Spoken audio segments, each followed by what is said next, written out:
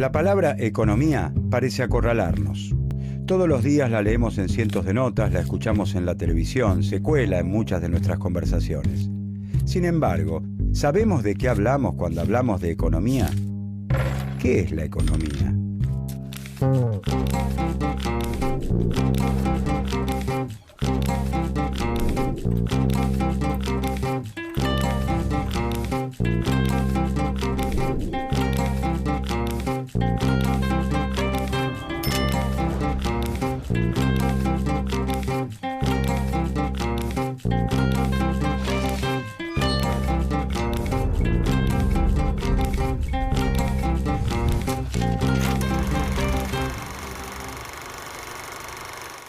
Ella es Mariela. Mariela decora en su casa los mates que ella misma vende en un puesto de la feria. Todas las mañanas carga su producción en el canasto de su bicicleta y pedalea las 35 cuadras que la separan de su puesto. Los mates que ella decora y vende son mercancías. Las mercancías forman parte de la economía. La decoración y la venta de los mates es su trabajo. La venta de sus mates le permite recuperar el dinero invertido y obtener un beneficio. El trabajo, la comercialización, el dinero, la inversión y el beneficio también forman parte de la economía. La bicicleta de Mariela es su medio de transporte. El transporte es materia de la economía porque traslada a los trabajadores las materias primas o las mercancías. Conecta a los fabricantes con los consumidores. Pero la bicicleta de Mariela es asimismo un bien en el que interviene el trabajo humano en sus diversas formas e incluso en distintas partes del mundo. Desde los trabajadores que fabrican los pedales, los que arman los cuadros, los neumáticos o los empleados que se encargan de comercializarla. La división del trabajo es objeto de estudio de la economía. Las calles por las que pasa Mariela, los semáforos en los que se detiene, la vereda donde estaciona su bicicleta han sido provistos por el Estado gracias a la recaudación de impuestos. La recaudación, los impuestos, la inversión del Estado forman parte de la economía. Como vemos, el mundo de la economía es muy amplio. Pero entonces, ¿qué es la economía?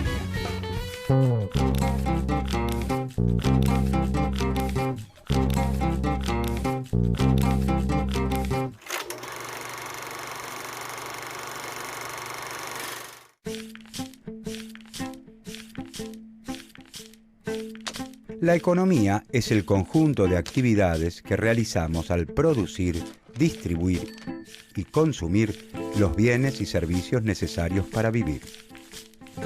En los medios de comunicación y en nuestras conversaciones aparece con frecuencia la palabra economía. La tapa de un diario nos dice que, según el ministro, la economía crecerá por sobre las expectativas. La radio afirma que la economía de Brasil es muy sólida.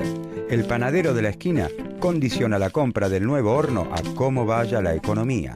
La palabra economía se refiere en estos casos a la economía nacional. Algunos de esos bienes y servicios necesarios para vivir se compran en el mercado y otros los provee gratuitamente el Estado gracias a la recaudación de impuestos. La economía nacional no está alejada de nuestra vida, sino que nos involucra siempre. Si, por ejemplo, el desempleo es alto, a muchos de nosotros se nos hará difícil conseguir trabajo, lo que implica que numerosas familias encontrarán dificultades para satisfacer sus necesidades más elementales: alimentarse, vestirse, comprar medicamentos y hasta útiles escolares. Los problemas de la economía nacional afectan de distinta manera a todos sus integrantes. Producir todos estos bienes y servicios necesarios para vivir involucra el trabajo humano, y el trabajo humano siempre es realizado en sociedad. Hasta los bienes más simples que provienen directamente de la naturaleza necesitan la participación de manos humanas para poder ser consumidos por nosotros. Si podemos tomar un vaso de leche en el desayuno, es porque en un tambo se ordeñó una vaca que alguien antes alimentó. Luego ese producto se trasladó, se procesó, se colocó en sachets e incluso alguien fabricó el vaso en el cual lo servimos. A través del trabajo, el hombre se apropia de los materiales brindados por la naturaleza y los transforma en bienes útiles o valores de uso para satisfacer sus necesidades.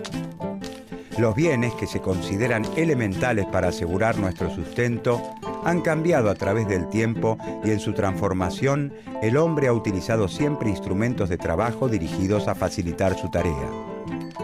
Eso nos lleva a averiguar ¿cómo se ha garantizado la subsistencia a través de la historia?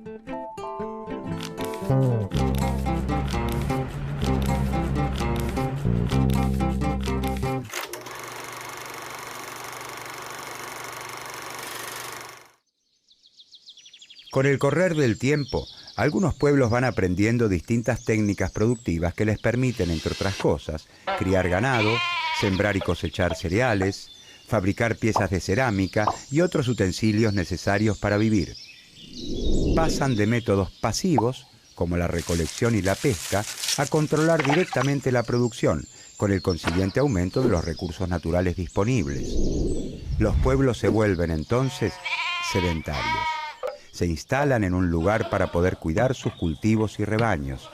Así se conforman las primeras aldeas. Los avances en el conocimiento técnico y en el desarrollo de la organización social van aumentando la productividad, es decir, el número de bienes producidos en la misma cantidad de tiempo de trabajo. Esto genera un excedente de producción permanente por sobre las necesidades de la comunidad. La aparición del excedente permite el desarrollo de las sociedades. Ya no es necesario que todos los integrantes de una sociedad se dediquen a la producción de los bienes imprescindibles para vivir. Esto da lugar al desarrollo de otras actividades socialmente necesarias: el arte, la ciencia, la filosofía. Al mismo tiempo, cuanto más prósperas van siendo las sociedades y se generan mayores riquezas, aumenta el deseo de dominar y utilizar esa riqueza para provecho personal. La propiedad social sobre los medios de producción es reemplazada entonces por la propiedad privada. El amo es dueño de la tierra y del esclavo, considerado un instrumento de trabajo, una herramienta más. Junto con el excedente aparecen las clases sociales. Este es uno de los grandes temas de la economía. Las clases sociales son grupos humanos. Cada uno de estos grupos en los que se divide la sociedad puede apropiarse del resultado del trabajo de otro de acuerdo al lugar que ocupa en el régimen de producción. La apropiación de la riqueza sobrante, del excedente, genera conflictos entre las clases sociales que se traducen en continuas luchas a lo largo de la historia. Obreros y capitalistas, señores y siervos, amos y esclavos. El grupo dominante busca reproducir las condiciones de vida vigentes, mientras que el grupo dominado lucha porque esa explotación se reduzca o desaparezca. Dependiendo de la clase social que tome las decisiones, este excedente podrá ser utilizado para construir pirámides, hacer la guerra, ser invertido en la creación de nuevas riquezas o para mejorar las condiciones de vida de las clases trabajadoras. Durante la época feudal, por ejemplo, la mayor parte del excedente es consumido en forma individual por las clases dominantes, los señores feudales, para sus lujos personales y no en forma productiva. En el sistema capitalista, en cambio, las empresas utilizan el excedente para renovar las máquinas, modernizar la empresa, adquirir materia prima y contratar trabajadores. A medida que las sociedades se tornan más complejas y las actividades productivas se diversifican, se profundiza la división del trabajo y el comercio. Algunos individuos se abocarán al trabajo de los metales, otros al del cuero o al del barro. Lo que antes era una disposición personal para tal o cual técnica se convierte en una especialización, en un oficio. Con la especialización, cada integrante de la sociedad satisface parte de sus necesidades con sus propios productos. Surge la necesidad de intercambiar los bienes que cada uno produce y le sobran por los que les sobran a los otros. Aparece el comercio, inicialmente bajo la forma del trueque. Pero esta forma tiene un inconveniente. lo que una persona está dispuesta a intercambiar tiene que coincidir exactamente con lo que la otra quiere recibir y viceversa. El dinero resuelve este problema ya que es aceptado por todos. En un primer momento, la sal, los cueros o los camellos reemplazan el dinero como forma de pago. Con el tiempo se adoptan los metales preciosos, pero en la actualidad utilizamos el papel moneda. Rectángulos de papel con un número respaldados por un Estado soberano. ¿Por qué un billete de 100 pesos argentinos vale efectivamente 100 pesos argentinos y todos nosotros lo entregamos y recibimos considerando que efectivamente su valor es de 100 pesos? Porque así lo establece el Estado argentino, que al emitirlos les otorga respaldo. A nivel internacional, la moneda utilizada es el dólar. Al igual que el dinero emitido por cualquier otro Estado nacional, un billete de $100 vale $100 porque así lo establece el Estado estadounidense. Todos estos cambios en las técnicas de producción y en la forma en la que los hombres han intercambiado los bienes para satisfacer sus necesidades han ido transformando el mundo de las primeras formas de organización social y con él las preguntas que los pensadores de su tiempo se han hecho en relación con la naturaleza y la vida en sociedad.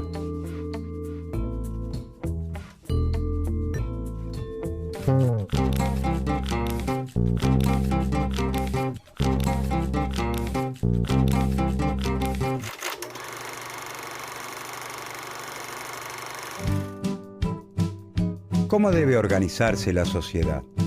¿Cómo se debe distribuir la riqueza? ¿Por qué un producto se intercambia por otro en determinada proporción y no en otra? A través de los siglos, una multitud de pensadores, filósofos, profetas y sabios de diversas disciplinas se han hecho estas y otras preguntas. Pero a partir de los cambios vertiginosos que se producen en los siglos XV y XVI en el terreno de las ideas y de las técnicas de producción, comienza a delinearse un campo común, el de la economía.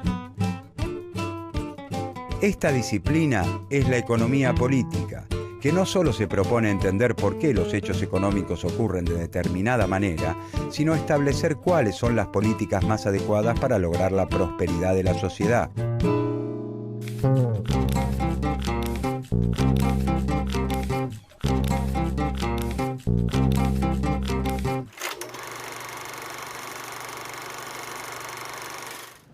Una de las características distintivas de nuestra sociedad es que para obtener la mayor parte de los bienes debemos ir al mercado a conseguirlos pagando un precio.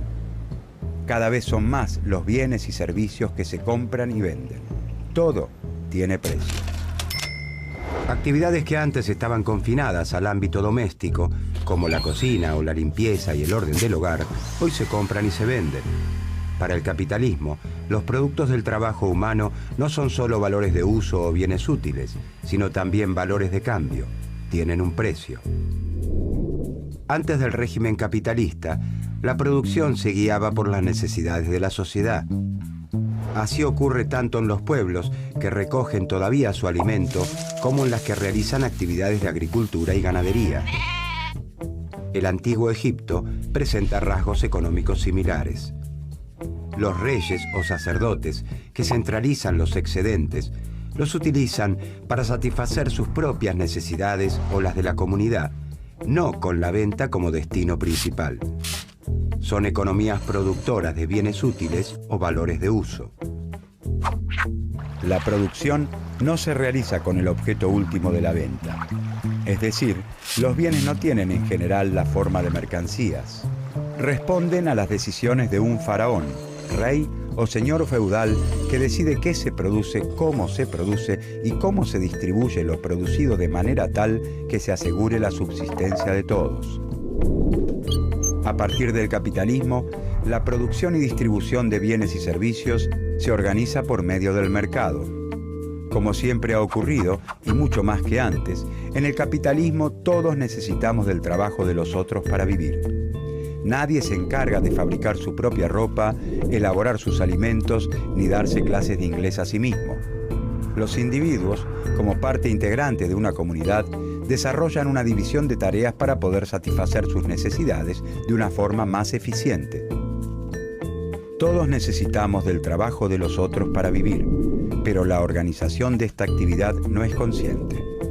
Cada integrante decide, en forma aislada y libre, qué va a producir, en qué cantidad y con qué características, y recién después va al mercado con su producción. No hay una organización del trabajo social que, partiendo de identificar las necesidades, organice las actividades para realizar como ocurría en las sociedades anteriores al régimen capitalista. En otras sociedades, el intercambio existe, pero no es la forma general de organización de la actividad económica. Si dos comunidades cuentan con excedentes ocasionales de diferentes productos, se dan las condiciones para el cambio. En el capitalismo, sin embargo, nadie se encarga de preguntar, a ver, ¿qué necesitamos? ¿Cómo nos organizamos para producir esto que necesitamos? ¿Cuántos litros de leche? ¿Cuántos autos? ¿Cuántos medicamentos? Nada de esto ocurre. Nadie controla la distribución del trabajo entre las distintas ramas de la producción, ni entre las empresas particulares. En el capitalismo, nadie da órdenes excepto el mercado. Cada productor puede producir tanto como quiera y esta producción no se realiza de acuerdo a las necesidades sociales.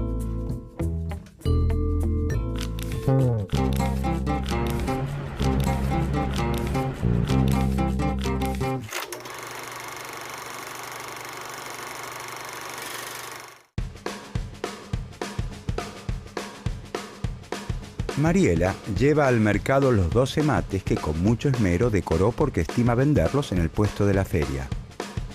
Ella no sabe si tomó la decisión correcta. La cantidad de mates que compró y decoró no depende de cuántas personas crea Mariela que los necesitan.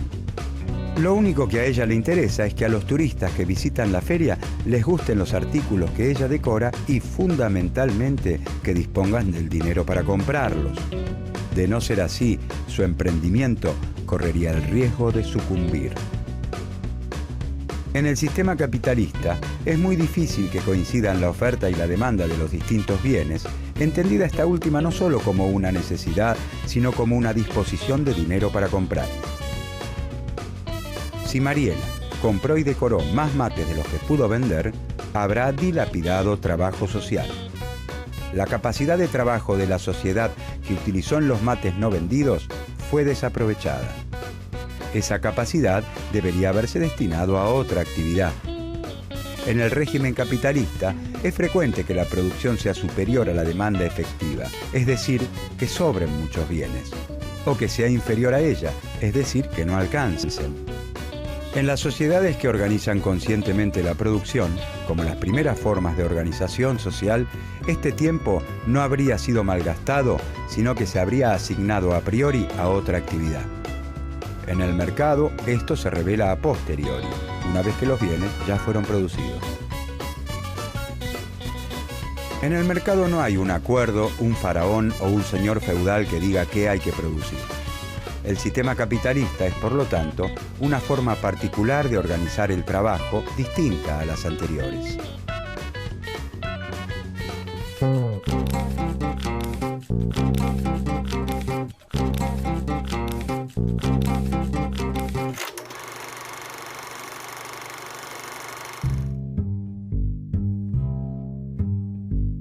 Pero entonces, ¿cómo funciona? ¿Cómo puede ser que un sistema en el que no se organiza cómo compatibilizar los recursos con las necesidades de la sociedad sea capaz de perdurar en el tiempo? Estas preguntas dieron inicio a la ciencia económica. Los economistas son una suerte de espectadores de sociedades que se transforman con problemas económicos que se modifican. Lo que parece importante en cierto momento ya no lo es con el paso de los años. Por eso las teorías económicas suelen aparecer en un determinado contexto histórico. ¿Cómo hacer para que crezca la riqueza? ¿Cómo se debe distribuir? ¿Cómo asegurar el bienestar de la población? Los problemas económicos varían con el paso del tiempo y entre los distintos países. Ciertos asuntos pueden ser considerados importantes en un país y totalmente ignorados en otros. Por eso la ciencia económica tiene, o debería tener, particularidades regionales o nacionales. El desarrollo del pensamiento económico depende, en consecuencia, de la existencia de ciertos problemas que la realidad histórica plantea. Así como un médico necesita hacer un diagnóstico para poder curar a un enfermo, la ciencia económica estudia el funcionamiento de la economía de una región, un país o el mundo para estar en mejores condiciones de resolver sus problemas económicos.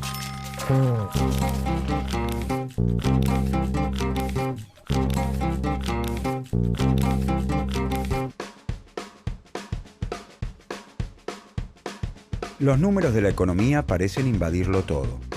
Sin embargo, la economía no tiene por objeto el estudio de los números. Utiliza la matemática como una herramienta, pero le interesan las relaciones sociales, porque la economía es una ciencia social, ya que las actividades de producción, distribución y consumo involucran relaciones entre los hombres y las mujeres que integran una sociedad.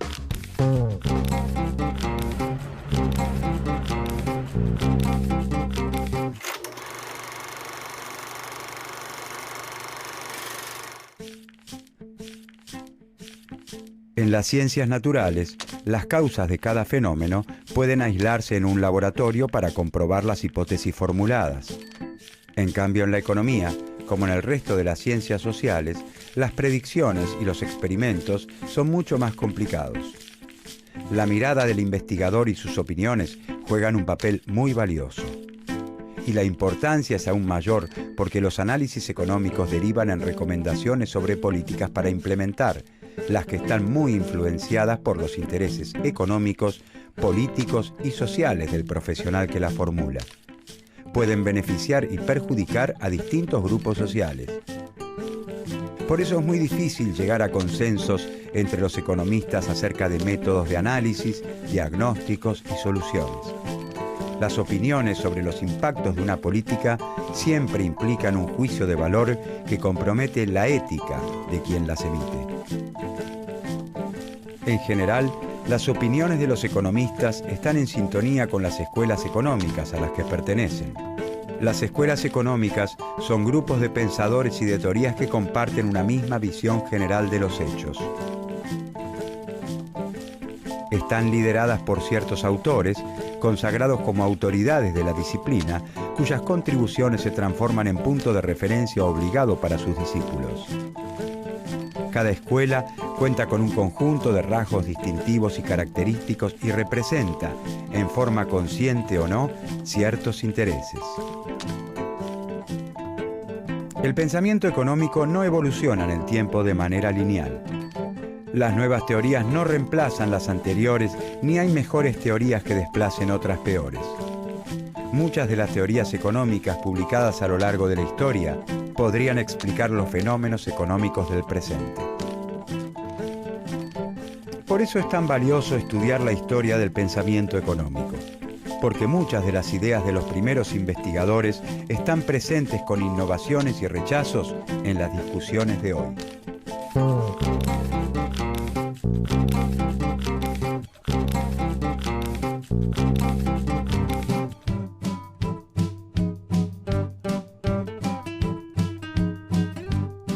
En esta serie sobre el pensamiento económico, veremos cuáles han sido los principales problemas que abordó la economía a través de su historia, cuándo surgieron, por qué lo hicieron en ese momento histórico y no en otro, qué intereses estaban en juego en ese entonces, en qué se parecen esos momentos históricos a los nuestros y qué nos aportan para poder comprender las discusiones sobre la economía de hoy.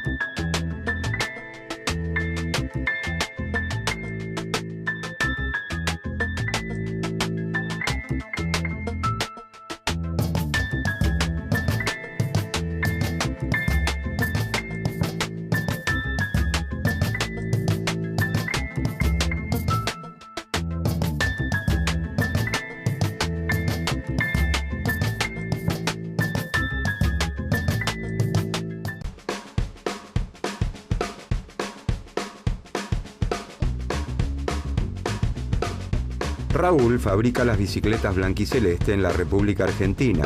Chanli produce en China las bicicletas blanquirrojas. Las bicicletas chinas son más baratas que las argentinas, porque en China se producen millones de bicicletas, lo que permite reducir los costos de cada una. Y además, los salarios de los chinos son menores que los argentinos. Por lo tanto, en Argentina se venden muchas más bicicletas chinas que nacionales. Pero, ¿qué ocurriría si el Estado argentino estableciera un impuesto a las bicicletas que vienen de afuera, es decir, un arancel a las importaciones de bicicletas?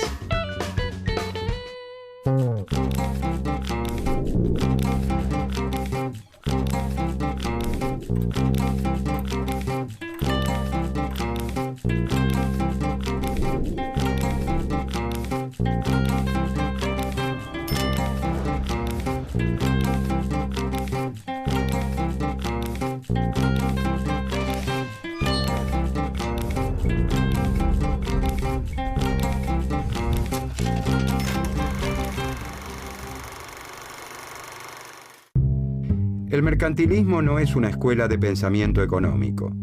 Es un conjunto de propuestas económicas desarticuladas entre sí que se formulan en distintos países y en distintos momentos a lo largo de 3 siglos y que por lo tanto van evolucionando con el tiempo. La primera corriente del pensamiento económico nace en Europa en una época de grandes cambios políticos, económicos, sociales y religiosos. El Renacimiento coloca al hombre en el centro del universo. Con la Reforma Protestante se justifica el individualismo, el afán de lucro. El ahorro y la vida austera propician la acumulación de riquezas.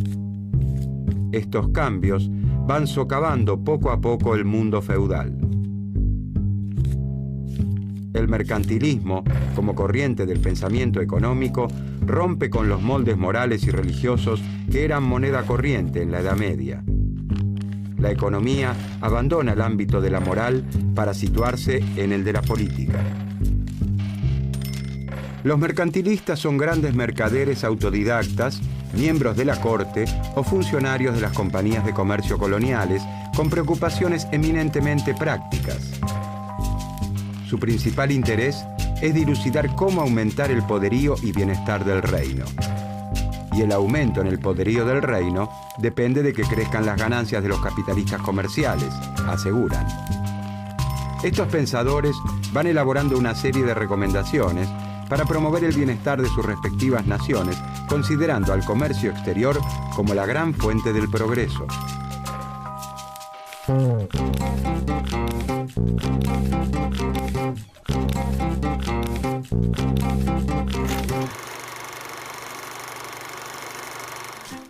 A partir del siglo XI, la actividad agrícola en Europa florece. Ciertos avances en las técnicas de producción y la incorporación de nuevas extensiones de tierras provocan el crecimiento de la producción de cereales. Ese aumento en la producción provoca la generación de un excedente permanente. Es decir, la producción comienza a superar de modo permanente el consumo de la población. Ese excedente comienza a comercializarse en el mercado. Los señores feudales se enriquecen y con esa riqueza compran bienes de lujo de Oriente, especias, sedas, tinturas.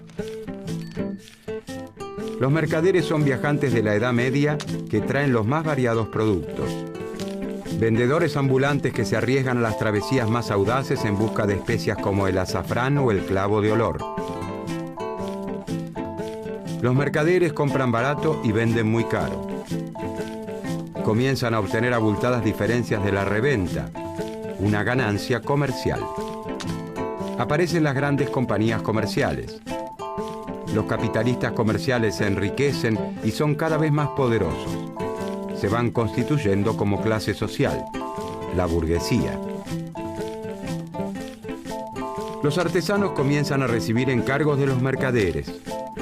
Las duras disposiciones de los gremios también se debilitan cuando se incorpora la mano de obra rural a la producción industrial. Los agricultores, eternamente ignorados por los gremios, tejen libremente alianzas con los mercaderes. Los mercaderes o capitalistas comerciales ponen en contacto a los productores de determinados bienes, la oferta, y a los que quieren adquirir esos bienes, la demanda.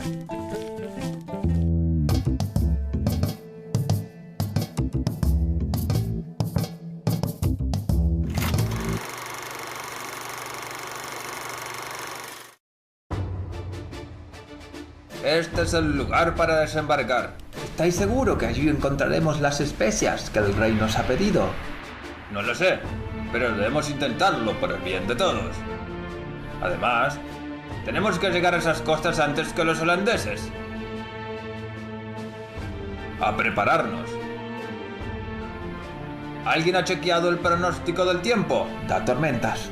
¿Dónde lo has chequeado? En el Meteofa, Wingguru y Weather Channel. ¿Sigues teniéndole miedo a las tormentas? No. Además, eso no es tan importante. Vamos a lograrlo. Así me gusta que hablen. ¡Andando!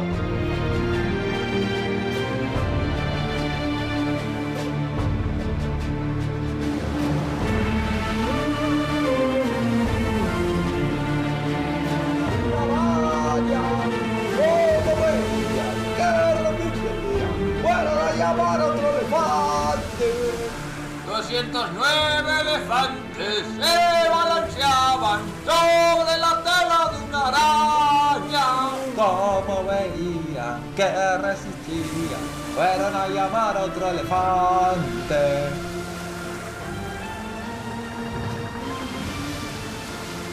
Ya falta poco. ¡Capitán! ¡No aguanto más! ¡Necesito ir al baño! ¡Urgente! ¡Siga remando, marinero! Piensa en todas las cosas que pueda comprar. Será un hombre respetado y rico. Quizás almuerce con Mirta Legrand. Y mujeres. Todas las mujeres que siempre quiso. Y los favores del rey.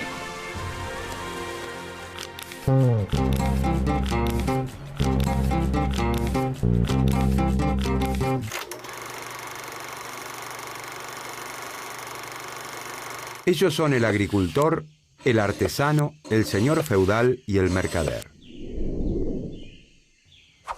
El agricultor, descendiente del siervo del sistema feudal, ha logrado cultivar mayores superficies que su abuelo gracias a modestos avances técnicos.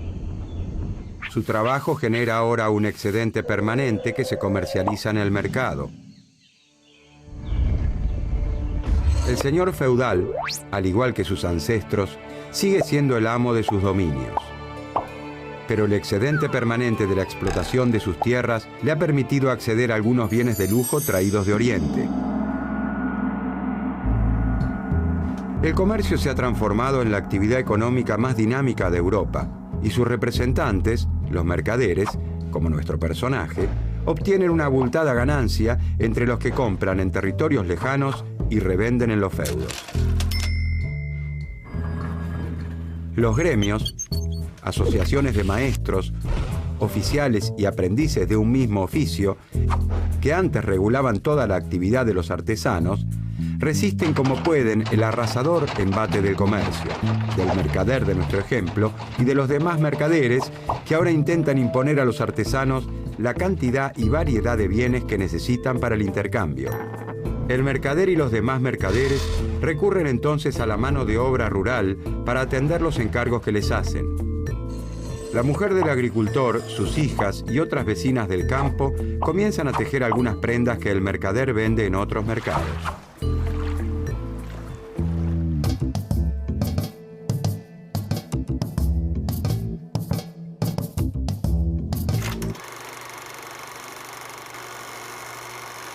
El mercantilismo evoluciona a lo largo de sus 3 siglos de historia. Una de las primeras corrientes fue el metalismo español. Para ese tiempo, la prosperidad de un estado se mide en oro y plata. Los estados europeos viven en guerra y sus arcas se desangran en las retribuciones a los mercenarios que integran sus ejércitos. Es necesario atesorar riquezas, pero las maneras de obtener metales preciosos no son iguales en todas las latitudes. los reyes católicos en España se dedicaron a la extracción del oro y la plata americanos. Los franceses e ingleses han puesto sus fichas al comercio exterior y la piratería, una manera delicada de llamar a la extracción de metales preciosos de un barco.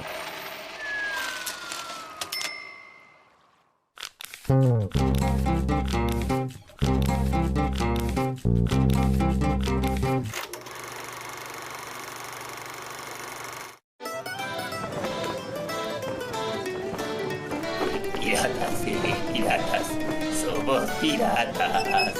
Navegamos por los mares, asaltando en todas partes. ¿Qué es eso? Parece un barco. ¡Capitán! ¡Barco a la vista! ¿Barco? ¿A dónde? ¿A dónde? No veo. Ahora sí. ¿Un barco? ¿La papa? ¿La papa? ¡Un barco francés!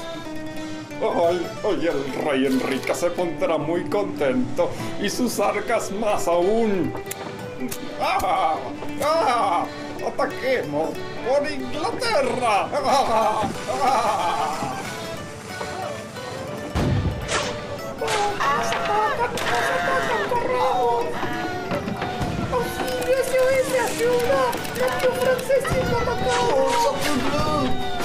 ¡Sacre bleu!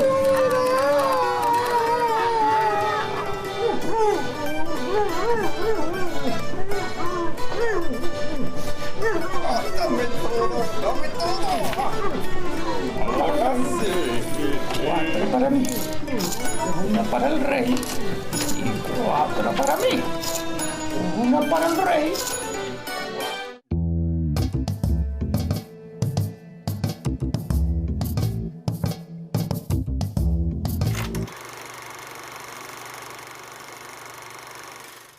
A principios del siglo XVII se comienza a alentar en Francia la producción local de manufacturas reales, productos de lujo como tapices, cristales o porcelanas.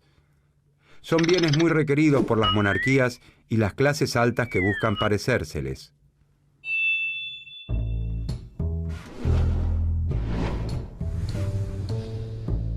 Como ahora se los produce en el país, ya no es necesario importarlos y se reduce la salida de metales preciosos. Pero además estos bienes de lujo se venden a un precio muy superior al de las materias primas con las que son elaborados.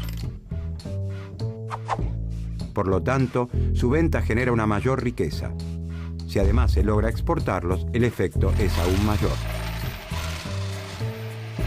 No conviene exportar lana de oveja, sino transformarla en hilados y tejidos y venderlas a un precio mayor. En cambio, se estimulará la importación de materias primas para que se produzcan, internamente con ellas, bienes elaborados. En Inglaterra se dictan las leyes de navegación, donde se establece que todas las mercaderías de ese país deben ser trasladadas únicamente por buques ingleses. Para medir el alcance de la política de venderles a otros países más de lo que se les compra, los mercantilistas analizarían la balanza comercial.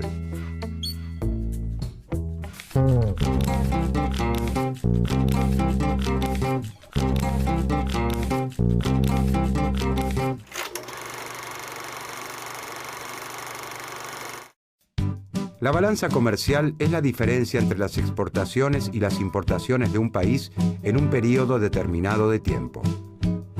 Si las exportaciones son superiores a las importaciones, esto es, si se le vende a otro país más de lo que se le compra, ingresa más oro del que sale y por lo tanto el reino se enriquece. Pero para que la balanza comercial sea positiva, es necesario, de acuerdo a los mercantilistas, defender la industria nacional, regulando el ingreso de mercaderías del extranjero. A esta política se la conoce como proteccionismo. Se entiende por proteccionismo la defensa de la producción nacional y la regulación del ingreso de mercancías. El proteccionismo busca reducir las compras a través de la sustitución de importaciones de bienes elaborados. Como vimos, la producción local de bienes, como en el caso de las manufacturas reales o la aplicación de aranceles a la importación, desalientan las compras del exterior.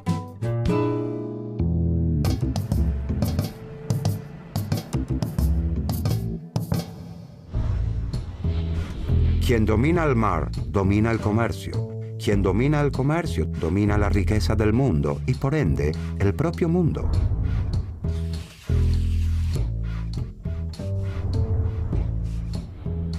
Es necesario restablecer o crear todas las industrias, incluso las de lujo, organizar a los productores y a los comerciantes en corporaciones, desarrollar a las colonias y atarlas comercialmente a Francia.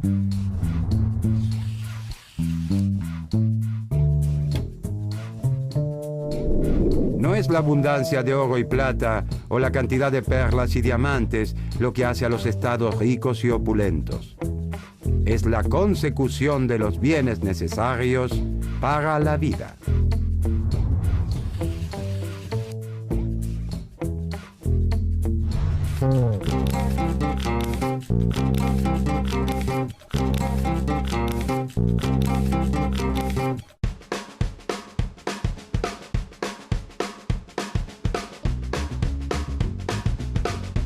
Por una serie de factores que reducen los costos de producción, como las tecnologías utilizadas y los menores salarios chinos, las bicicletas blanquirrojas que fabrica Chanli en China son más baratas que las blanquiceleste que fabrica Raúl en Argentina. A la industria nacional de bicicletas le resulta difícil crecer y hasta sobrevivir, ya que no puede competir con la industria china.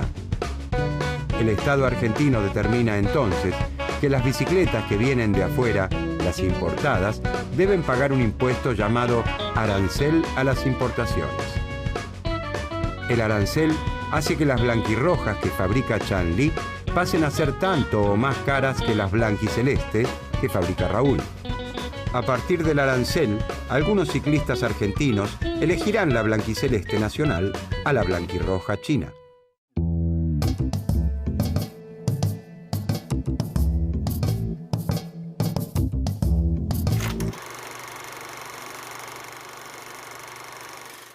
Los capitalistas comerciales se han vuelto cada vez más poderosos al incorporar nuevos mercados y les empieza a molestar que los señores feudales establezcan sus propias reglas en cada feudo. Por eso, comienzan a propiciar la unificación de los mercados. Por otro lado, algunos señores feudales han incorporado a sus dominios extensos territorios. La unificación política de esos dominios da origen a verdaderos estados modernos que se organizan en forma de monarquías. La monarquía es una forma de gobierno donde el poder supremo corresponde con carácter vitalicio a un monarca o rey. Los capitalistas comerciales comienzan a hacerle la corte al rey, hasta convencerlo de la necesidad de fortalecer a los incipientes estados nacionales. Para fortalecer a los estados nacionales como territorios unidos y delimitados, el rey deberá debilitar a los feudos para que se subordinen a su poder. También deberá sostener poderosos ejércitos, controlar mercados y desarrollar el comercio exterior con nuevas rutas comerciales como la que aventuró a Cristóbal Colón a llegar a las Indias.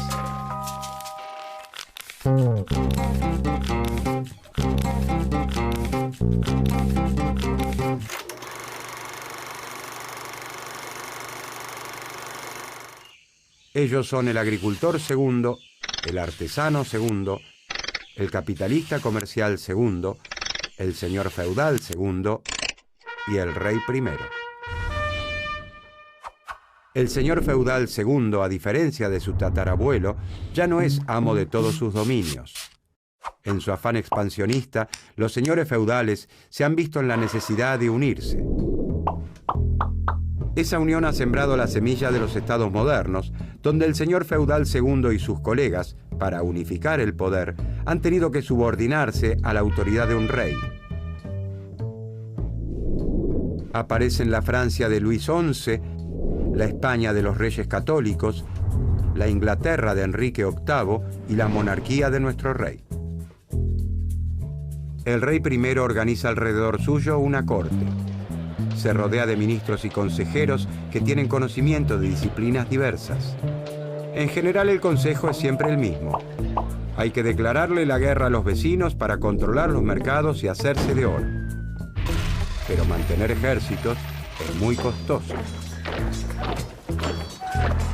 El rey primero aumenta los impuestos y solicita préstamos a los capitalistas comerciales, como el capitalista segundo, que han salido a flote con las exorbitantes ganancias de sus compañías navieras. El capitalista segundo ha convencido al rey primero que si prosperan sus actividades por el mundo, mayores ingresos entrarán al Estado. Pero que el Estado además debería intervenir en la economía nacional, prohibiendo la salida de materias primas, regulando la navegación. La actividad del artesano segundo ya no está férreamente regulada por su gremio, pero debe cumplir con las duras exigencias de los mercaderes. El agricultor segundo y su familia trabajan a destajo según el encargo de los mercaderes. Las jornadas de trabajo son extenuantes y ni siquiera puede garantizar la subsistencia, que sus ancestros gozaban con mucho menos esfuerzo.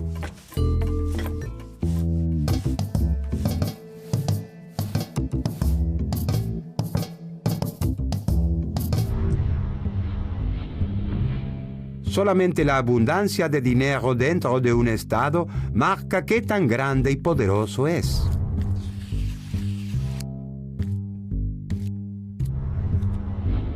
En todas las cosas debemos de tratar de sacar todas las ventajas posibles, ya se trate de cosas naturales o artificiales. Y puesto que la gente que vive de los oficios es mucho más numerosa que los que son dueños de los frutos, debemos lo más cuidadosamente posible sostener estos esfuerzos de la multitud, en lo que consiste el mayor vigor y riqueza tanto del rey como del reino, puesto que donde la población es numerosa y las manufacturas buenas, el comercio debe ser grande y el país rico.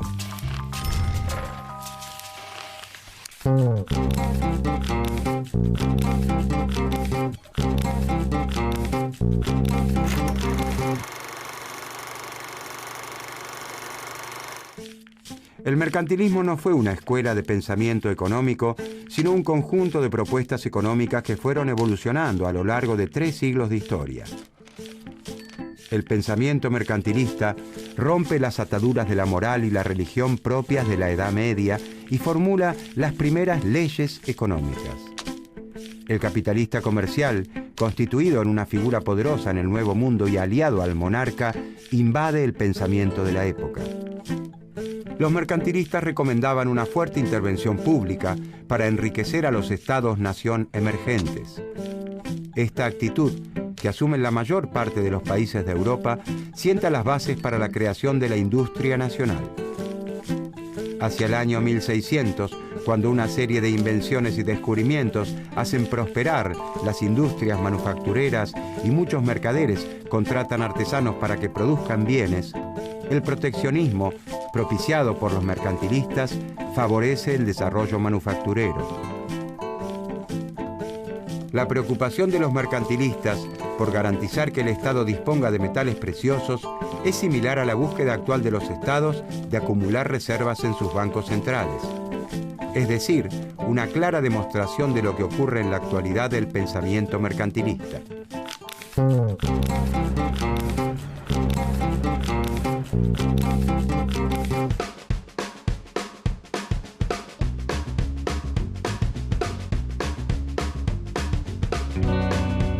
Al cobrar aranceles a las bicicletas importadas, como las blanquirrojas de Chanly, el Estado está protegiendo a las fábricas de bicicletas blanquiceleste de Raúl. Está protegiendo a la industria nacional. Si el Estado opta por la libertad de mercado, el ingreso de bicicletas chinas le haría imposible competir a Raúl. Debería cerrar su fábrica. Si la fábrica de Raúl cerrara, caería la producción, el empleo y la riqueza nacional. Al fomentarse y desarrollarse la industria nacional, Argentina comprará menos bicicletas a China y por lo tanto saldrán del país menos divisas para realizar estas compras.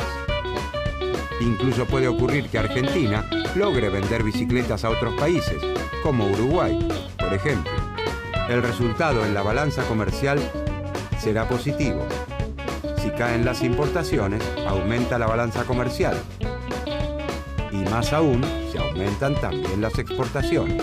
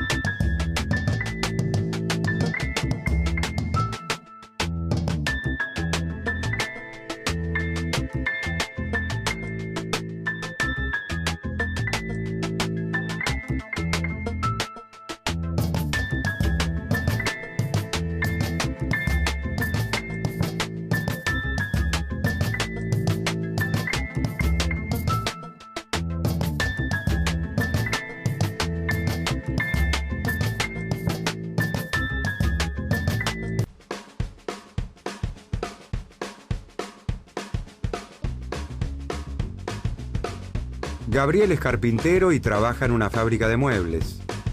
Claudia es operaria en una empresa láctea. Aníbal es colectivero de una compañía de transporte público. Ellos tres y todos nosotros necesitamos comprar bienes y servicios para vivir.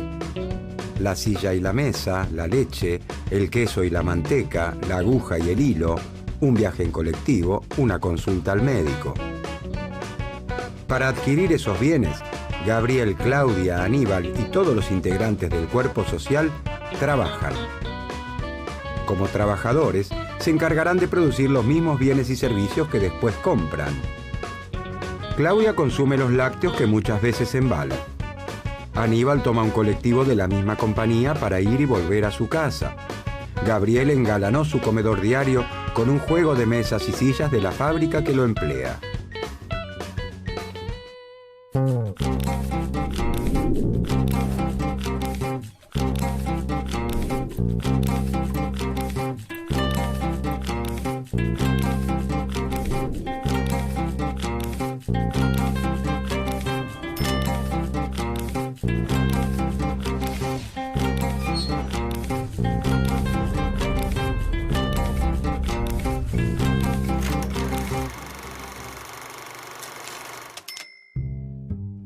A fines del siglo XVIII, Inglaterra es la nación más rica y poderosa del mundo.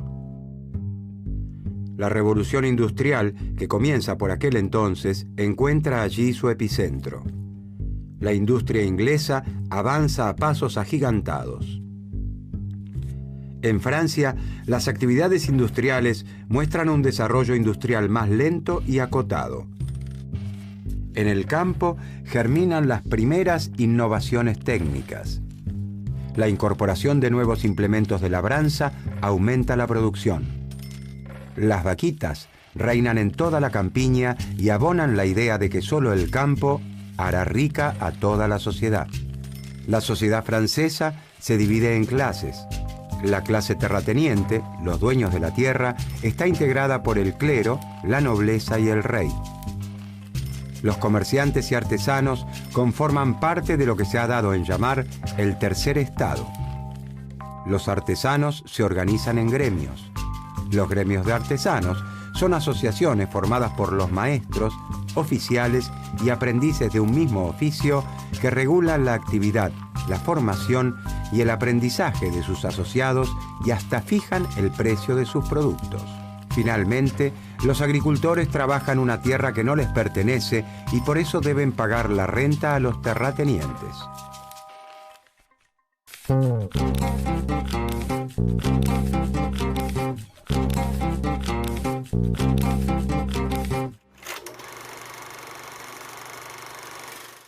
Ellos son el terrateniente, el agricultor y la artesana. El terrateniente es dueño de un título de nobleza y de una gran extensión de tierra en las afueras de París. El título y las tierras las heredó de sus mayores. El agricultor trabaja en las tierras del terrateniente. Sabe cultivar, cómo cuidar las plantas y cosechar. No heredó ni un metro cuadrado de tierra y por título, solo el de agricultor. Después de la cosecha, debe los impuestos al rey, el diezmo al papa y la renta al terrateniente. La artesana pertenece al gremio de los panaderos. Con la harina del trigo que el agricultor cosecha en el campo del terrateniente, ella moldea sus artesanías comestibles que tienen la forma y el sabor de una baguette o una croissant.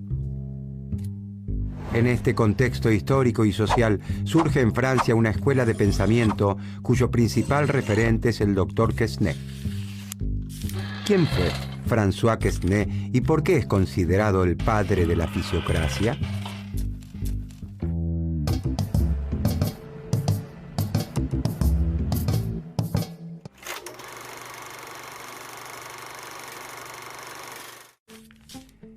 El doctor François Quesnay es un médico cirujano que vive por aquellos días en París. Sus estudios sobre la circulación de la sangre lo llevan a interpretar el funcionamiento de otro cuerpo, el cuerpo social.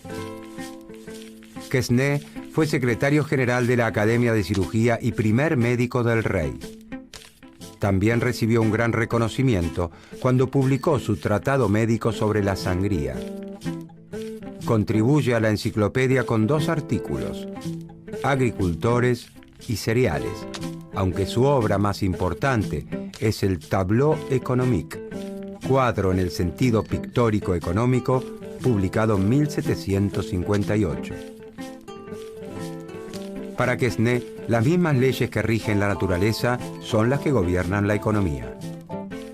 A través de su estudio sobre la circulación de la sangre, intenta explicar entonces las relaciones económicas entre las distintas clases del cuerpo social. Así como en el cuerpo humano, los pulmones oxigenan la sangre, los riñones la filtran y el corazón la impulsa a todo el cuerpo, en el cuerpo social, la sangre que relaciona cada una de las clases es la compra y venta de mercancías. Influenciado por sus conocimientos médicos y por los principios de la Ilustración, que pregona que la razón humana descifraría las verdades básicas del mundo, Quesnay aborda la economía a partir de las ciencias naturales, la biología y la medicina.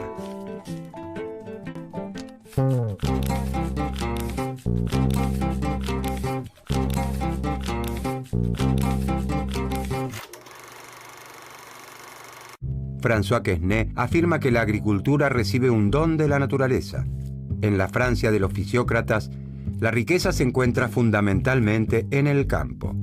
A diferencia de Inglaterra, el sector industrial francés está integrado por pequeñas empresas familiares que apenas cubren sus costos de producción. En un estado donde la revolución industrial es apenas una escaramuza, las plantas cultivadas y las vaquitas superan ampliamente a los talleres. Los fisiócratas observan que la agricultura permite vivir junto a los que trabajan la tierra a un gran terrateniente ocioso. Esto no significa que critiquen el régimen de propiedad de la tierra. La propiedad territorial se encuentra perfectamente justificada. Es para Quesnay la retribución a un trabajo de mejora y conservación del suelo. Este trabajo es realizado generación tras generación. El propietario actual es el heredero de todo ese trabajo pasado. Quesnay piensa que entre todos los trabajos que realiza el hombre, solo uno crea riqueza realmente: el trabajo sobre la tierra. La riqueza, dice Quesnay, surge del campo y desde allí se distribuye hacia el resto del cuerpo social. Cuando se trabaja la tierra, se genera algo nuevo y distinto de lo que existía antes. Estas son las principales ideas de la primera escuela del pensamiento económico de la historia: la fisiocracia, o gobierno de la naturaleza. Como explica el fisiócrata Le Mercier de la Rivière, ese orden esencial de las sociedades es una armonía perfecta de las instituciones sociales sin las que la felicidad y el crecimiento del género humano no podría tener lugar. Los fisiócratas creen que la sociedad debe regirse por las leyes naturales. El Estado no debe intervenir para modificarlas. Cabe entonces preguntarse: ¿qué lugar ocuparían el terrateniente, el agricultor y la artesana en el cuerpo social francés de acuerdo al diagnóstico del Dr. Quesnay?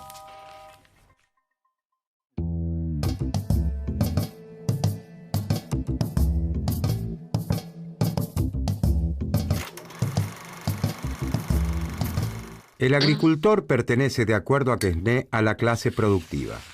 Los agricultores son los que le ponen el cuerpo a la actividad agrícola. Ponerle el cuerpo significa literalmente eso: comprar las semillas, cargarlas, llevarlas hasta el campo, sembrarlas, cosecharlas, vender la cosecha. Con el resultado de esa venta comprará el pan que fabrica la artesana. El excedente de todos sus gastos, los que realiza para producir y para vivir, constituye la renta que debe pagar al terrateniente. Esa renta es la riqueza que genera el agricultor, que es la riqueza que genera la sociedad. Para los fisiócratas, la agricultura es la única actividad que genera riqueza. La artesana integra la llamada por Quesnay clase estéril. Para los fisiócratas, los artesanos y comerciantes no producen riqueza. La sociedad no es más rica luego de que los productos de la naturaleza son transformados o trasladados. Estéril no significa inútil. La artesana transforma la harina de trigo en una masa con la que fabrica sus delicias. Es muy bueno que se dedique a producir pan para que todos los franceses puedan disfrutarlo en sus mesas. Pero su actividad no hace que la sociedad sea más rica. El terrateniente no produce bienes agrícolas ni productos elaborados. Vive de la renta que el agricultor le paga por trabajar sus tierras, es decir, vive de rentas. Los fisiócratas observan que la producción agropecuaria genera una riqueza tal que, después de cubrir todos los costos, le permite al propietario de la tierra recibir un ingreso sin haberle puesto el cuerpo a la producción. Según el pensamiento fisiócrata, al existir una única fuente de riqueza, la tierra, el terrateniente, como propietario, debería pagar el único impuesto que es lícito cobrar, el impuesto a la renta de la tierra. El Estado, dicen, debe eliminar todo aquel engorroso sistema heredado de la Edad Media que hace que la recaudación de impuestos sea difícil y costosa.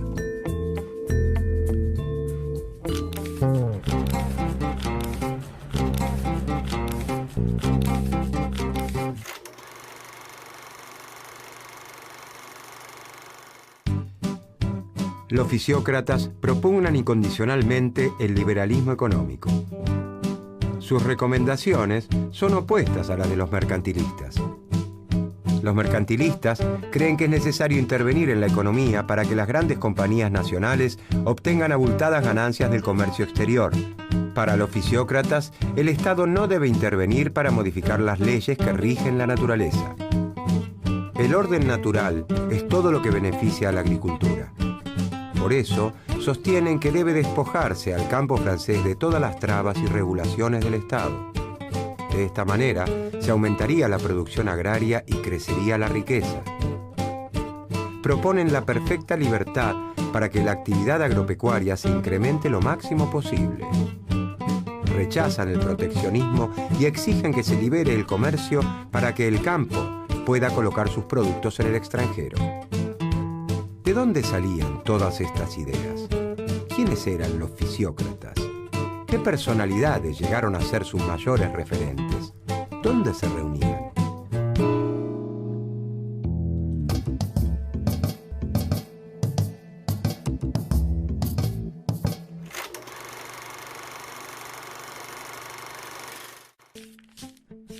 El doctor Quesnay no está solo en su cruzada. Con el correr del tiempo, suman decenas los seguidores que se reúnen para escucharlo e intercambiar ideas en el Club del Entresuelo. El pensamiento de Quesnay es bien recibido por las clases acomodadas de su tiempo. El cuadro económico conoce inmediatamente un gran éxito ante el rey, la corte y los discípulos de Quesnay. Los discípulos de Quesnay siguen las enseñanzas del maestro con gran fidelidad. Tal es así que la sociedad francesa lo llama la secta de los economistas.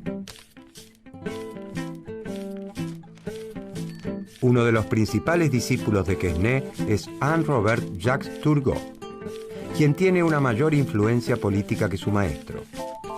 Esto se debe a que aprovecha su paso por el poder como intendente y ministro de Marina e inspector de finanzas en tiempo de Luis XV para implementar algunas de las ideas propuestas por los fisiócratas, como la abolición de los gremios de artesanos que datan de la Edad Media. Turgot es también el autor de una frase que se convertiría en el estandarte del liberalismo económico. Laissez-faire, laissez-passer. Dejar hacer, dejar pasar. Dejar hacer libremente sin proteccionismo, dejar pasar los productos, dejar comerciar.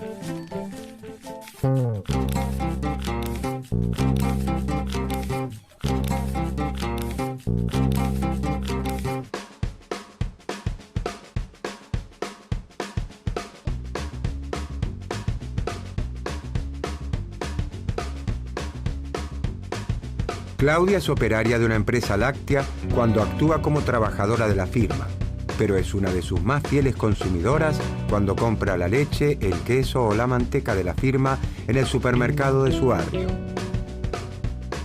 Gabriel, Aníbal y todos los integrantes del cuerpo social en su conjunto se relacionan con las empresas desde ese doble rol de trabajadores y consumidores.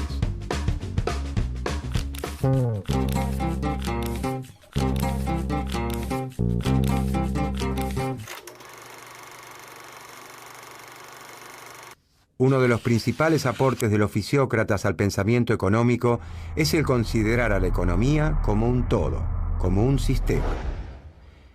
Mientras los mercantilistas analizan fenómenos particulares, como cuestiones monetarias, comerciales o impositivas, los fisiócratas aportan una visión de conjunto de la economía. El cuadro económico muestra de forma gráfica los intercambios que se realizan entre las distintas clases sociales. Estos intercambios tienen en la versión original la forma de un zigzag, por eso también se lo ha conocido con este nombre. En el tableau économique o cuadro económico, Quesnay se propone mostrar que la actividad económica es un flujo continuo, como la sangre en el cuerpo humano, en el que se producen constantemente intercambios de productos por dinero entre las clases sociales. Según el cuadro económico, la clase propietaria representada por el terrateniente recibe un dinero del agricultor en concepto de alquiler de sus tierras, la renta, y no hace más que gastarlo completamente. De acuerdo a la teoría de los fisiócratas, la clase estéril, la artesana, gasta todo su ingreso en su subsistencia y en transformar los productos que recibe del campo, del agricultor, sin agregarle valor en el proceso. El agricultor, representante de la clase productiva, aún después de sus gastos y de los costos para su próxima cosecha, genera un excedente, una renta, que se la debe al terrateniente por utilizar sus tierras para cultivar, ya que él no tiene tierras. Por eso los fisiócratas sostienen que la actividad agrícola es la única que genera riqueza. En un año, por ejemplo, el agricultor produce trigo por 500 pesos. De estos 500 pesos, debe utilizar 200 para pagar los jornales de sus peones, las semillas que necesita para volver a plantar el ciclo que viene y su ganancia. Es decir, que el agricultor, la clase productiva, gasta 200 pesos en sí misma. De los 300 pesos que le quedan, el agricultor gasta 100 pesos en la clase estéril para adquirir bienes y servicios, zapatos, galletas o panes. Son bienes manufacturados que se elaboran a partir de la riqueza de la tierra, pero que el sector agrícola no produce. Después que el agricultor gastó 200 pesos en sí mismo y 100 pesos en la clase estéril, le quedaron 200 pesos. Es decir, al descontar todos los gastos necesarios para poder vivir y volver a producir, le resta un remanente. Estos 200 pesos constituyen el producto neto, la riqueza generada por la actividad agrícola. Esa riqueza es la renta que el agricultor debe pagarle a la clase propietaria, al terrateniente. El terrateniente gasta los 200 pesos que recibe en partes iguales en las otras dos clases. 100 pesos en el pan que elabora la artesana y 100 pesos en el agricultor para abastecerse de tomates, verduras y otro tipo de alimentos. De esta manera, la clase terrateniente gasta todo lo que recibe y al hacerlo, distribuye la riqueza en todo el cuerpo social, como la sangre en el cuerpo. En nuestro ejemplo, la clase estéril, la artesana, ha recibido 200 pesos, 100 pesos del terrateniente y 100 pesos del agricultor. De acuerdo a los fisiócratas, la artesana no genera riqueza, sus ventas son iguales a sus costos. Todo lo que recibe por la venta de sus productos debe gastarlo para vivir y adquirir materias primas. Gasta todo en el agricultor, ya que tanto el trigo que necesita para elaborar el pan como el resto de los alimentos que consume provienen de la tierra.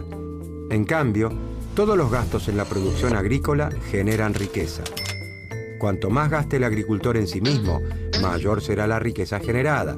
En nuestro ejemplo, gastó 200 pesos en sí mismo. Y se generó una riqueza social de 200 pesos.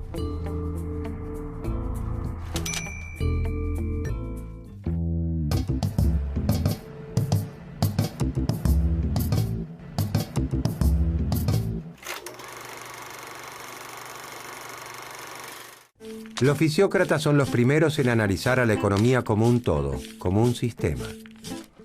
Conforman la primera escuela de pensamiento económico digna de ese nombre, porque tienen un pensamiento coherente y homogéneo, un maestro, Quesnay, seguido por fieles discípulos, un enfoque científico y una actuación como grupo organizado.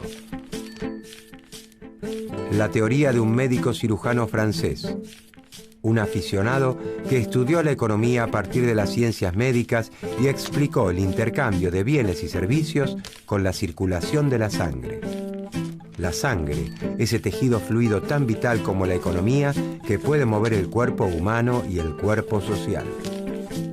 Sus ideas podrían entonces resumirse. La etimología de la palabra fisiocracia significa el gobierno del orden natural o gobierno de la naturaleza.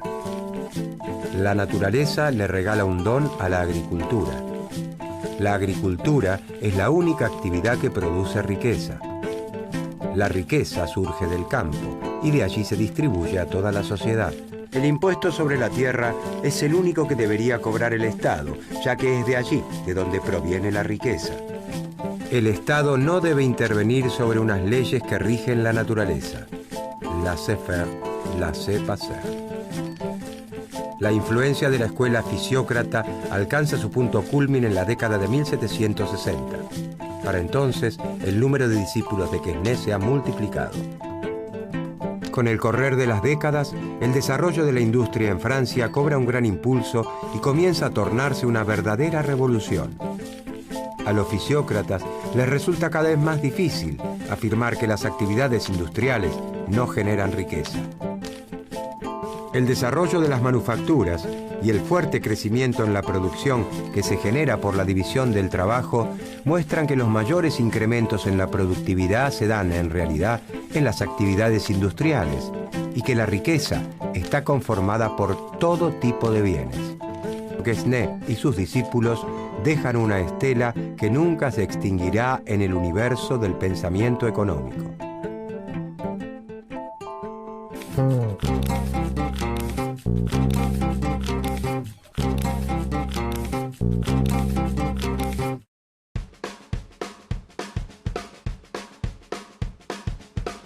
La fábrica de muebles donde trabaja Gabriel es su empleadora, pero le facilitó la compra de un juego de mesa y sillas cuando el joven carpintero quiso engalanar su comedor diario.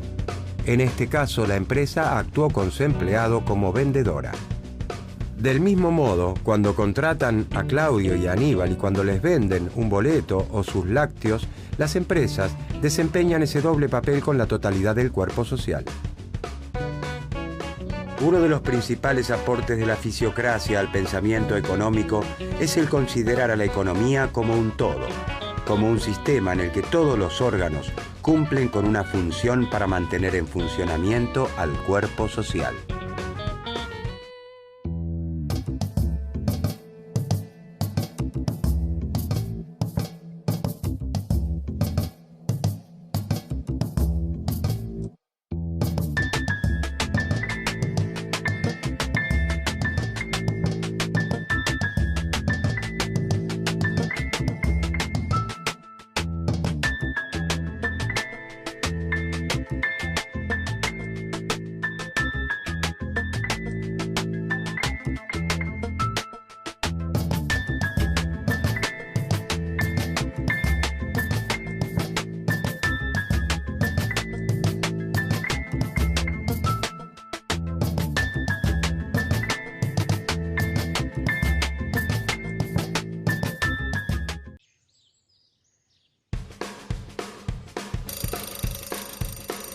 Pablo se levanta todos los días temprano por la mañana y sale a correr media hora para mantenerse en buen estado.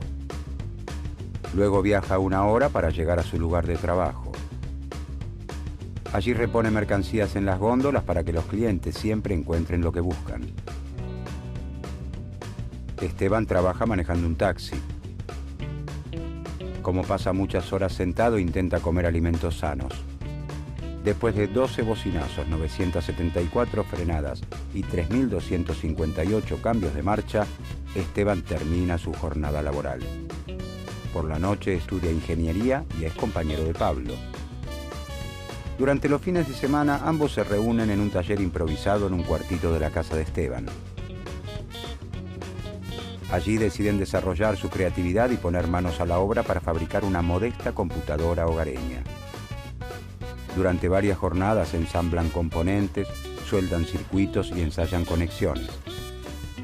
Un día, finalmente, conectan el artefacto a un televisor y ocurre el milagro. Pablo y Esteban logran desarrollar una innovadora versión de un lenguaje de computación. El éxito del emprendimiento cautiva a sus amigos y así logran levantar los primeros pedidos. Con el tiempo contactan a un vendedor de computadoras que confía en su empuje y les encarga una cantidad de artefactos que escapa a sus posibilidades. Los jóvenes se encuentran ante el primer gran dilema. ¿Cómo hacen Esteban y Pablo para progresar con los medios que cuentan?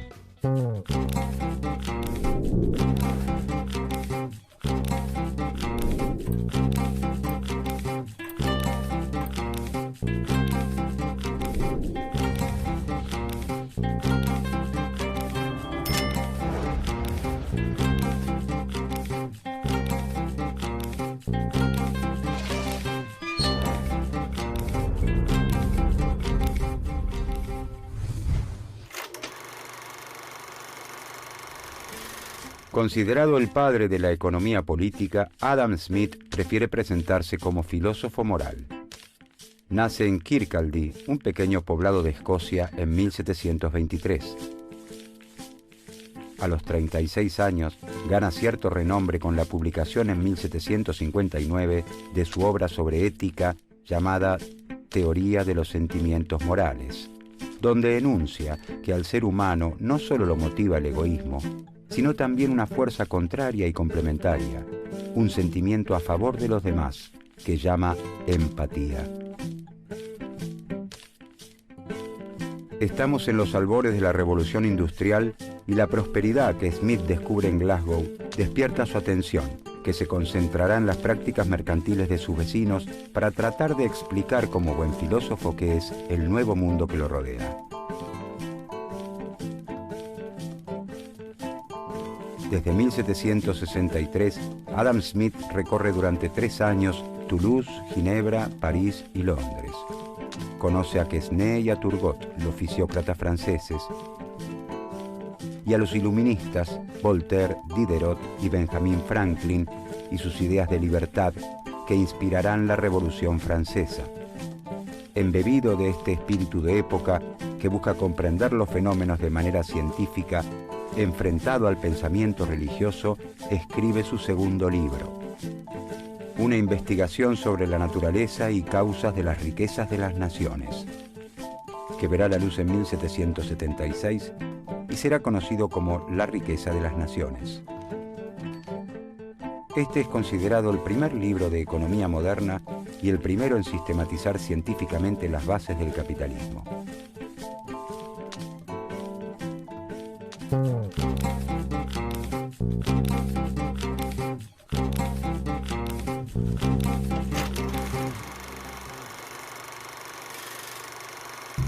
En el feudalismo, la compra-venta no es habitual.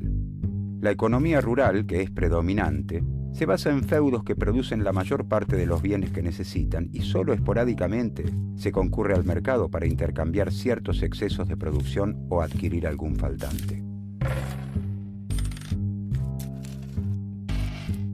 La sustitución del régimen feudal por el sistema capitalista no se produce de un día para el otro, sino que implica un largo proceso que se extiende entre los siglos XVI y XVIII. La revolución industrial se inicia en Inglaterra recién hacia fines de este periodo. A esta revolución productiva se suman los extraordinarios resultados y descubrimientos de la época que muestran que los fenómenos pueden ser entendidos por la razón humana. Los fundamentos divinos propios del medioevo pierden crédito. Se exigen explicaciones científicas en todos los campos del saber. Influenciada por estas corrientes, las ciencias sociales buscan descubrir leyes objetivas que rijan las relaciones sociales en todo tiempo y lugar. El capitalismo va socavando progresivamente las bases de la sociedad feudal, arrasando con costumbres afianzadas por siglos y con los vínculos fundados en el control religioso.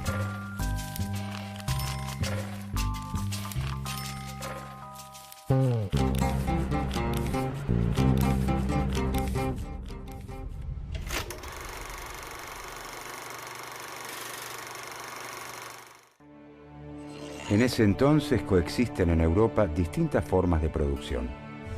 Por un lado, los artesanos elaboran bienes en sus talleres. El ebanista, con sus máquinas, sus herramientas y sus maderas, fabrica todo tipo de muebles para que un comerciante los venda en los mercados. En este caso, los medios de producción siguen perteneciendo al trabajador. El mercader vende los muebles que fabrica el artesano ebanista. Gracias a los avances en la navegación, los comerciantes realizan viajes cada vez más largos a lugares remotos, lo que permite la venta de productos de mayor cuantía y, por lo tanto, el alza en las ventas y la ampliación de los mercados.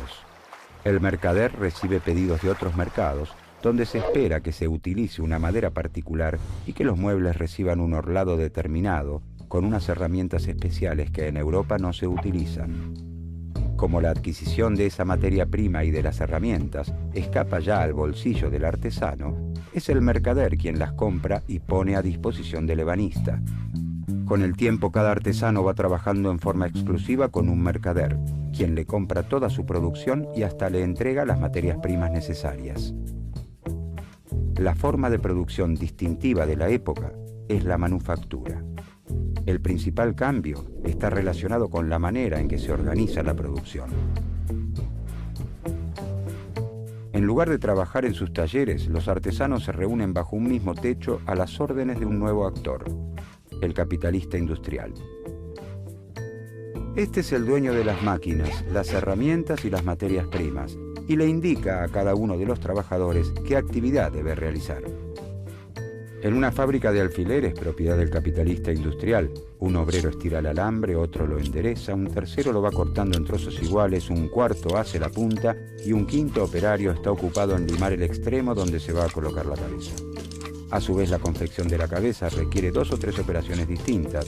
Fijarla es un trabajo especial, esmaltar los alfileres otro y todavía es un oficio distinto colocarlos en el papel. Esta división de tareas dentro de una misma fábrica se denomina división del trabajo. La división del trabajo también se difunde de a poco entre los artesanos independientes. El carpintero que antes fabricaba muebles de todo tipo, ahora solo se dedica exclusivamente a las sillas. La manufactura transforma los roles de la sociedad conocida hasta entonces. El nuevo capitalista industrial ya no se encarga de la compra-venta de mercancías, sino de su producción. Es durante la fabricación que obtiene su ganancia. De hecho, no va al mercado. Esto lo hace el mercader, que vive de comprarle lo más barato posible al industrial y vender lo más caro que pueda en el mercado.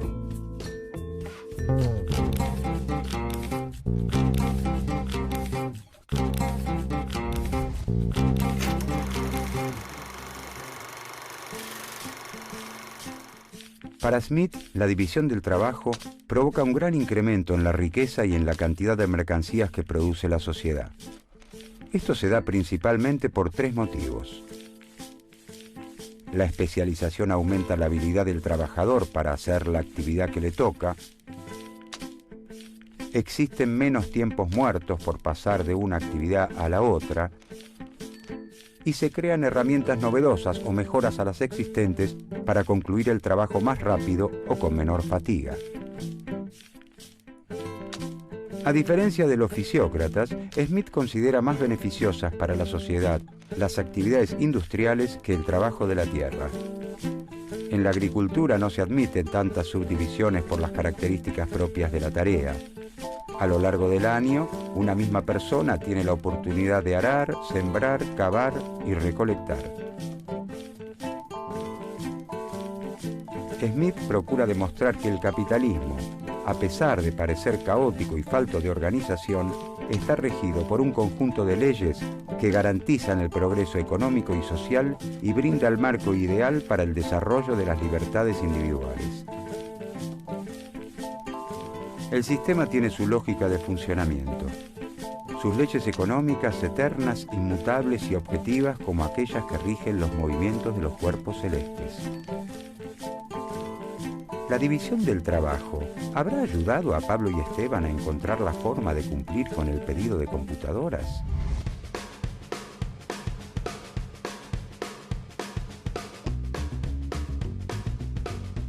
Pablo y Esteban han decidido montar una pequeña fábrica de PCs hogareñas en un cuartito de la casa de Esteban. Como primera medida, deciden buscar una persona que lo financie. Rápidamente consiguen el apoyo económico de un tío de Pablo que adelanta un capital para la compra de insumos. Luego logran entusiasmar a compañeros y amigos para que trabajen en el proyecto y de esta manera se puedan cumplir los plazos de entrega. La actividad en el cuartito se organiza por etapas. Pablo desarrolla un software más completo, Sebastián suelda componentes, Nicolás ensambla las carcasas, Esteban prueba los equipos y Jorge se encarga de embalarlos. Así logran finalizar a tiempo la tarea. Los equipos se venden como pan caliente y nuevos pedidos comienzan a llegarles. El cuartito comienza a quedarles demasiado chico. Deciden alquilar las oficinas de una vieja fábrica abandonada y la acondicionan a pulmón. Les es necesario también incorporar más trabajadores y organizarlos por departamentos. ¿Qué más pueden aprender Pablo y Esteban de las teorías de Adam Smith para implementar en su emprendimiento?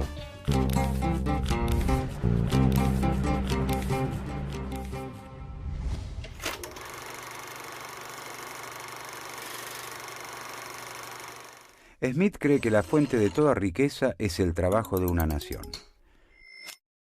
Pero no todo trabajo crea valor, sino que existe un trabajo productivo y uno improductivo. El primero es el realizado por los obreros, los comerciantes y los capitalistas industriales. El segundo involucra al resto de las actividades, el soberano con todos los funcionarios que le sirven, todo el ejército y la marina, sacerdotes, abogados, médicos, hombres de letras, cómicos, bufones, músicos, cantantes y danzantes de ópera. De esta forma, Smith deja bien claro que el fundamento del progreso de la sociedad es la producción industrial. Por lo tanto, para aumentar la riqueza de la sociedad, debe aumentar su trabajo productivo total. De acuerdo con Smith, el motor que propulsa este incremento se encuentra en un atributo propio de la especie humana. Los hombres y mujeres, les guste o no, tienen una tendencia a comprar y a vender. Es una característica del ser humano tan natural como beber, comer o copular. A esto denomina la propensión natural al cambio. En este sentido, en 1776, cuando se publica La riqueza de las naciones, es imposible no preguntarse ¿por qué, si la compra-venta de mercancías es innata, no aparece con anterioridad? Smith explica que la propensión al intercambio propia de nuestra naturaleza no puede manifestarse con anterioridad porque el tamaño del mercado no es suficiente. Cuando el mercado es muy pequeño, los individuos temen dedicarse por entero a una actividad, ya que existe la posibilidad de que luego no logren cambiar el sobrante de sus mercancías por esas otras que no producen y necesitan. A la manifestación plena de la propensión al cambio han venido a colaborar los notables descubrimientos en los sistemas de transporte fluvial que permiten a los comerciantes realizar largos viajes y llegar a nuevos mercados. Ya con grandes mercados, las personas se animan a dedicarse por completo a la elaboración de un producto. Están seguros de que podrán obtener, a cambio de sus mercancías, los bienes que necesitan y no producen. El sistema capitalista, o la sociedad civilizada en palabras de Smith, es la expresión más acabada de la naturaleza humana. Permite que nuestro instinto al cambio se manifieste en plenitud. No es la benevolencia del carnicero, del cervecero o del panadero la que nos procura el alimento, sino la consideración de su propio interés. No invocamos sus sentimientos humanitarios, sino su egoísmo. Ni les hablamos de nuestras necesidades, sino de sus ventajas. Smith nos dice que cuando los individuos responden a esta propensión natural al intercambio buscando su propio bienestar y en un sistema de libertad natural, son conducidos por una mano invisible que sin proponérselo, saberlo o desearlo, promueve el crecimiento de la riqueza de la sociedad como un todo.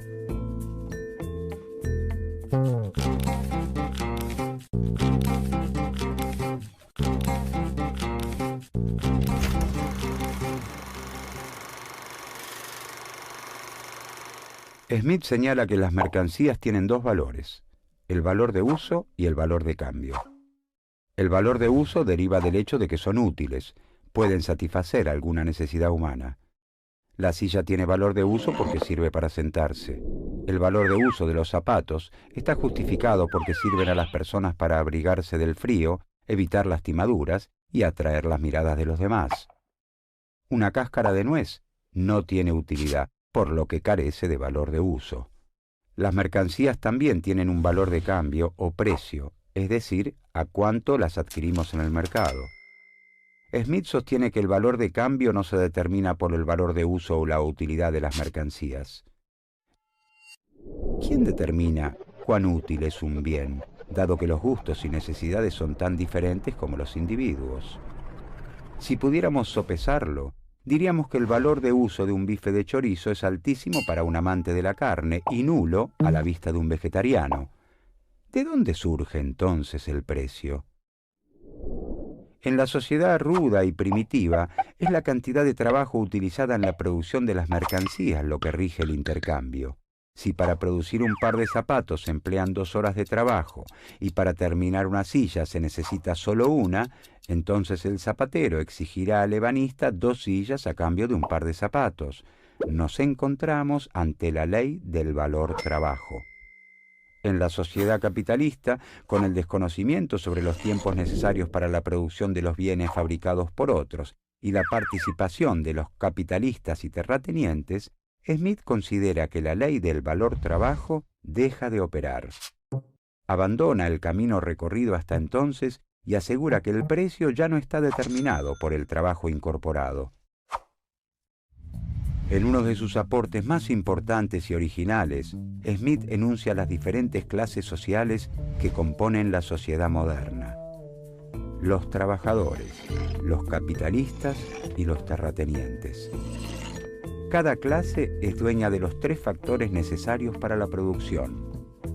El trabajador es dueño de la fuerza del trabajo y recibe como retribución un salario. El capitalista es dueño del capital y a cambio recibe un beneficio. Y finalmente el terrateniente, como dueño de una porción de tierra, recibe un ingreso generado por quienes la trabajan. Smith desarrolla entonces la teoría de los costos de producción y dice que el precio de una mercadería surge de sumar el salario, la ganancia y la renta que se paga a quienes están involucrados en el proceso productivo.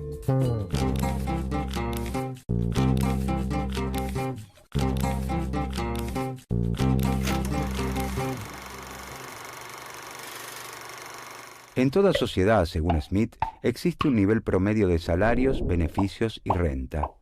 Dichos niveles son llamados niveles naturales.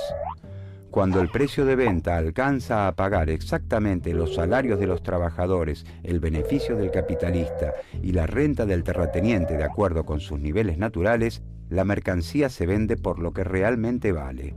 Este es el precio natural. Pero el precio al que efectivamente se vende la mercancía o precio de mercado puede ser igual, mayor o menor a este precio natural. Todo depende de las cantidades de mercancías ofrecidas y demandadas en el mercado. ¿De dónde surge el precio de mercado? La cantidad de una mercadería que se lleva al mercado constituye la oferta. La cantidad requerida por todos los que están dispuestos a pagar el precio natural de esa mercancía es la demanda. Cuando la oferta no alcanza a abastecer la demanda, algunos de los compradores estarán dispuestos a pagar más por ella. La competencia que surge entre los compradores hará subir el precio de mercado por sobre el precio natural. Entonces, el precio de mercado será mayor que el precio natural. Es lo que ocurre con las frutas de estación fuera de temporada. Por ejemplo, el precio de mercado de las frutillas aumenta durante la época invernal al disminuir la oferta. Cuando la cantidad de una mercancía que se lleva al mercado excede la demanda requerida por los compradores, no es posible vender todas las mercancías al precio natural y la competencia entre los vendedores, que dependerá del apuro por desprenderse de sus mercancías, hará bajar el precio de mercado por debajo del natural. Promediando la primavera, el precio de mercado de las frutillas baja porque sube la oferta. Cuando la oferta y la demanda son iguales, el precio natural y el precio de mercado coinciden y nos encontramos en el precio de equilibrio del mercado. Estamos ante la ley de la oferta y la demanda.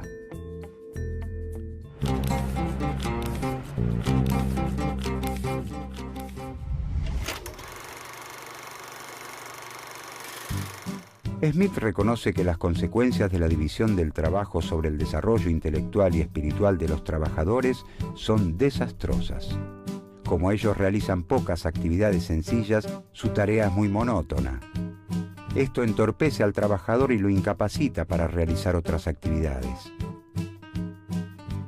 Smith admite también que los capitalistas y trabajadores tienen intereses contrapuestos, por lo que existe posibilidad de conflicto. El trabajador quiere que su salario sea lo más alto posible, mientras que el patrón quiere pagar lo mínimo. Pero en esta negociación, trabajadores y capitalistas no se encuentran en igualdad de condiciones. Smith reconoce el poder de acuerdo con el que cuentan los capitalistas para mantener los salarios bajos y nota que el derecho protege a la clase burguesa. Además, el hecho de no contar con las máquinas y herramientas necesarias para producir coloca a los trabajadores en una situación de dependencia con respecto al capitalista. Sin embargo, Smith defiende el sistema capitalista y lo cree necesario para el progreso de la sociedad.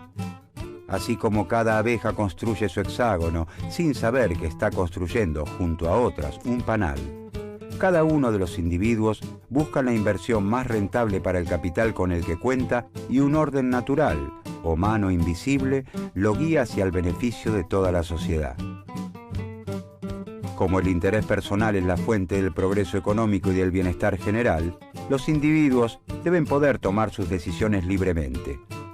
Smith recomienda la libertad de mercado y la eliminación del proteccionismo alentado por los mercantilistas.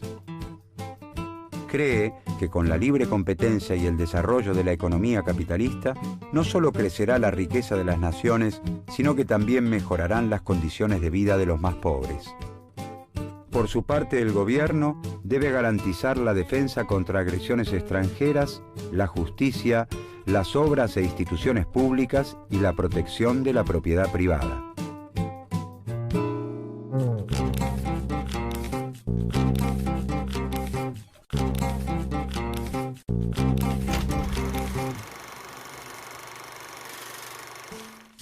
Adam Smith fue un agudo pensador, fundador de la economía política, la expresión de un espíritu en los albores del sistema capitalista y la revolución industrial. La riqueza de las naciones marcaría a los más influyentes pensadores del siglo XIX y aún hoy sigue inspirando a los defensores del libre mercado. En su libro, Smith sostiene que a pesar de parecer caótico y falto de organización, el capitalismo se rige por leyes que garantizan el desarrollo de las sociedades. Y son esas leyes las que Smith, a través del método científico, busca describir.